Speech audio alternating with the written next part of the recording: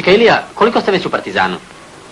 Pa radim već oko 10 godina. A gdje ste pre toga bili? Ranije sam bio u OFK Beogradu, od današnjem OFK Beogradu, odnosno Brsku. Došao sam u Partizan na ugled, kažem, pre 10 godina. Govori se da su igrači razmaženi, da im je teško ugoditi. Ma kako razmaženi, to su dobra deca, baš naprotiv, vrlo pažljiva, jer to su deca koja su ponikla u Partizanu u podmlatku i baš su tako prisni i fini prema nama. Mene, na primjer, zovu Čikajika i pa vrlo su pažljivi. Kažu da nekad oni donesu nešto iz inostranstva. Pa jesu, evo sad kad su bili doneli su jedan tranzistor. Je li to neka skupocena stvar? Pa nije važno toliko da li je vrednost, koliko je pažnje radi. Pažnja je.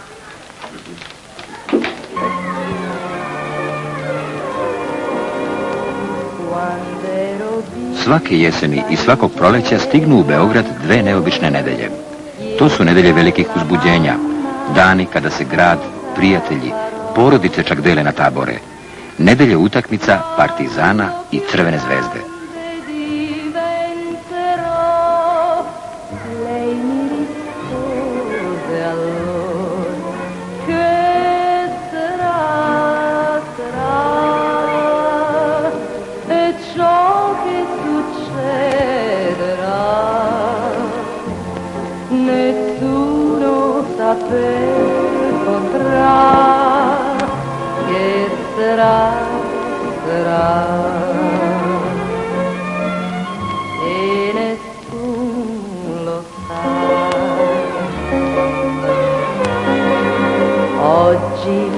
Bimbo che non te do mi chiede sempre. U 11 časova na Terazijskoj berzi poverljivih sportskih vesti glasna rasprodaja fudbalske stručnosti. U diskusiji proda se i neka karta uz prijateljsku maržu. Rispondo a loro non so che sarà e ciò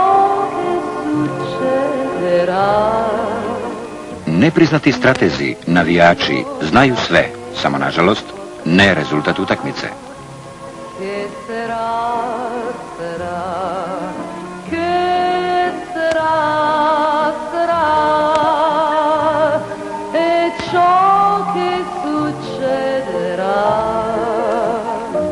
Na stadionu, 4 časa pre početka meča, zauzimaju se najbolja mesta za najmanje pare.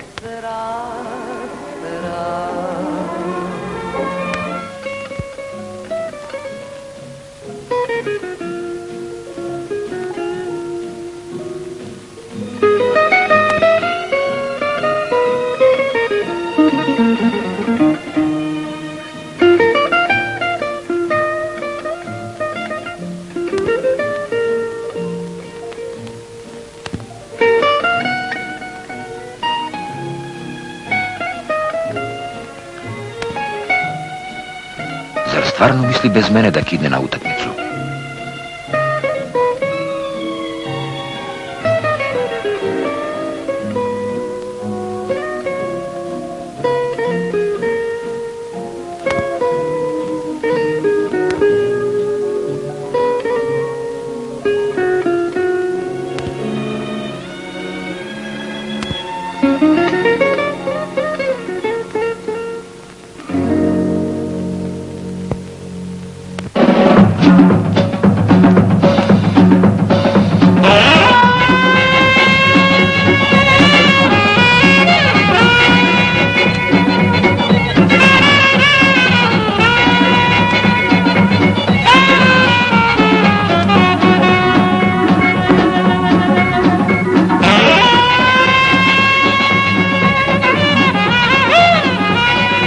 Šta je ovo, kud je nagrnuo ovaj sve?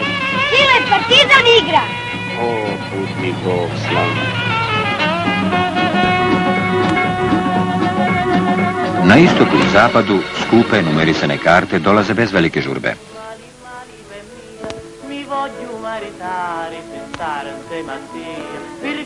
Na severu i jugu važi zakon, rezerviši sam i to na vreme.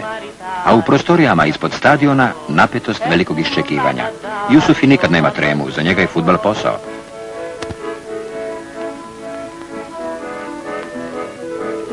Tešku povredu kolena Zeke Čebinca izlečit će još jedanput sugestijom dr. Ristić.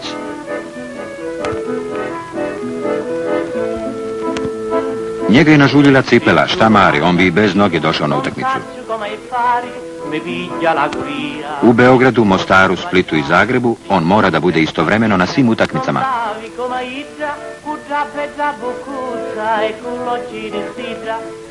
Bobek ima sva obaveštenja o sastavu tima Crvene zvezde i njenoj taktici, ali to spada u tajne fudbalske špijunaže, koje ne smemo da odamo.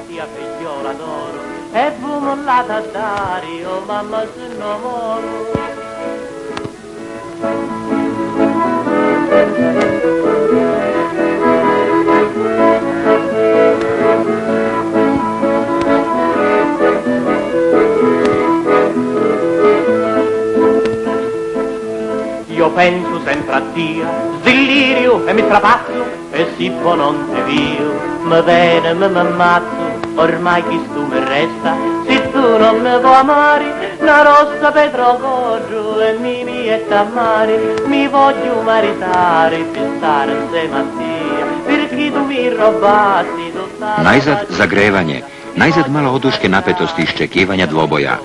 Samo neka već jedanput počne.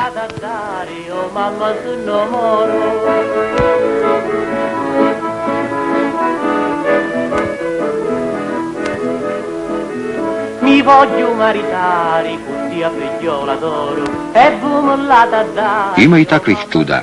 3 zapada po ceni koštanja. Non c'è se ne ti pari ma...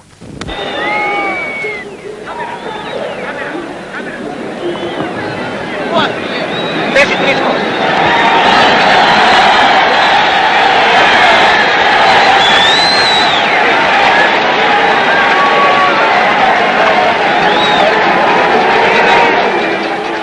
Pet kola pre završetka prvenstva Partizan ima 5 bodova više od Crvene zvezde.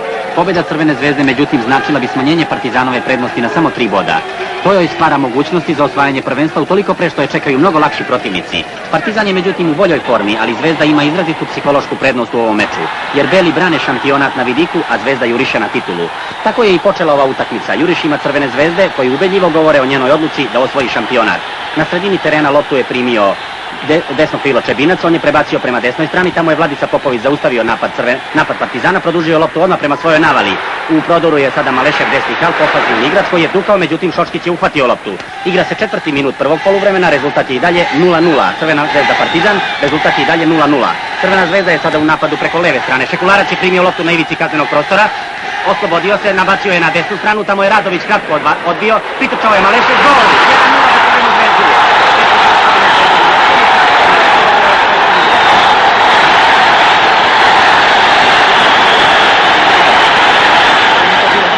Akcija igrača u prugatim dresovima. Crvena zvezda vodi sa 1:0. Utakmica se nastavlja u nesmanjenom tempu. Crvena zvezda i dalje vrši opasne napade. Zvezdi Vihora besneo se do urakanskog bombardovanja. Ovaj trend psihološkog nokauta ona želi da iskoristi. Ko zna, možda gaji nadu za revanš, za onih 0:6, za onih 1:7. Šoškić je najzaposleniji igrač Partizana. On je više u nogama protivničkih strelaca nego što stoji na svojim sopstvenim. Crvena zvezda i dalje napada, Partizan se sada polako oslobađa pritiska, loptu je primio Vukjelić, on je prebacio prema desnoj strani, tamo je neko od igrača Crvene zvezde zaustavio napad Partizana, poslao je prema svome napadu. Akcija Crvene zvezde preko sredine terena, neko je primio loptu na nekih 16-17 metara, tukao